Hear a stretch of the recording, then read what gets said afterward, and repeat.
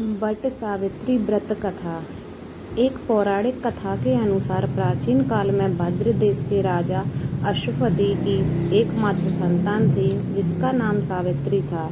राजश्री को संतान प्राप्ति कई वर्षों तक पूजा अर्चना करने के बाद हुई थी। कन्या बड़ी होकर अत्यंत तेजस्वी और रूपवान हुई, लेकिन सावित्री के विवाह के लिए उनके पिता को कोई योग्य वर नहीं मिल रहा था। इस बात से दुखी होकर उन्होंने सावित्री को स्वयं वर चुनने के लिए कह दिया। एक दिन तपोवन में भटकते हुए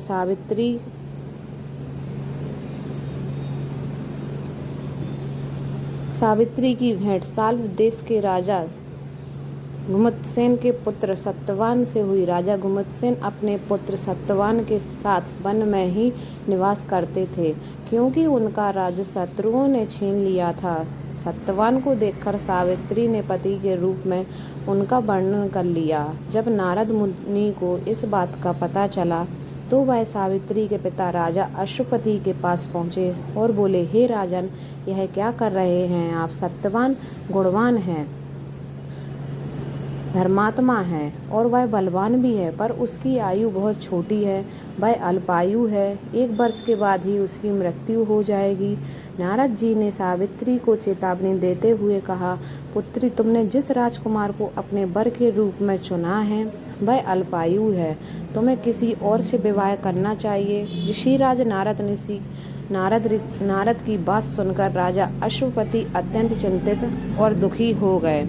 यह सब देखकर सावित्री ने अपने पिताजी से कहा कि आर्य कन्याएं अपने पति का एक बार ही वर्णन करती हैं और राजा भी एक बार ही आज्ञा देता है, इसलिए मैं सत्यवान से ही विवाह करूंगी। सावित्री अपने निर्णय पर अड़ग बहीं और आखिरकार उनका विवाह सत्यवान जी से हो गया। विवाह के पश्चात राजभवन छोड़कर वन गमन कर गईं और वह अपने पति और अपने परिवार की सेवा करने लगीं। लेकिन सत्यवान की मृत्यु का समय निकट आ रहा था और इस बात की चिंता में सावित्री अधीर होने लगीं। सावित्री ने अपनी पति की दीर्घ आयु के लिए उपवास रखना शुरू कर दिया। साथ ही नारद मुनि द्वारा कथित निश्चित तिथि पर पितरों का पूजन भी किया। जिस दिन सत्यवान के महाप्रयाण का दिन आया, उस दिन वह लकड़ियां काटने जंगल में गए। सावित्री भी उनके पीछे पीछे जंगल निकल पड़ी। वहां सत्यवान को दर्द होने लगा और वे मूर्छित होकर धरती पर गिर पड़े। सावित्री ने सत्यवान के सिर को अपनी गोद में रख लिया और वहां यमराज प्रकट हो गए।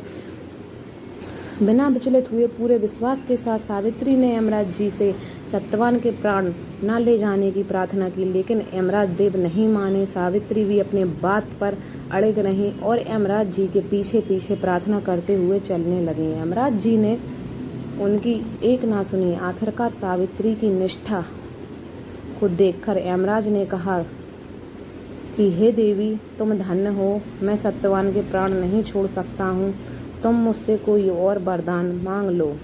यह सुनकर सावित्री ने यमराज जी से कहा कि मेरे सास ससुर वनवासी और अंधे हैं, उन्हें आप दिव्य ज्योति प्रदान करें। यमराज जी ने उन्हें यह वरदान दिया और वह वहां से लौट जाने को कहा, लेकिन पतिव्रता सावित्री यमराज जी के पीछे पीछे चलती रहीं।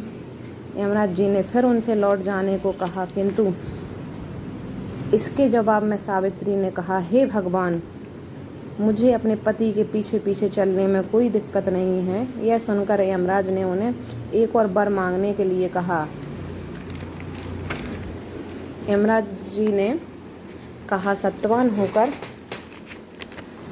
को छोड़कर चाहे जो मांगना चाहो वो लो। सावित्री ने कहा, यदि आप प्रसन्न हैं तो सत्यवान से 100 पुत्र प्रदान करें। यम ने बिना सोचे प्रसन्न मन से तथास्तु कह दिया। वचनबद्ध यमराज आगे बढ़े। सावित्री ने कहा, मेरे पति आप लिए जा रहे हैं और मुझे 100 पुत्रों का वर दिए जा रहे हैं, यह कैसे संभव है? मैं पति के बिना सुख, स्वर्ग और लक्ष्मी किसी की भी करती, बिना पति को जीना भी नहीं चाहती। वचनबद्ध यमराज ने सत्यवान के सूक्ष्म शरीर को पास मुक्त करके सावित्री को लौटा दिए और सत्यवान को 400 वर्ष की नवीन आयु प्रदान की।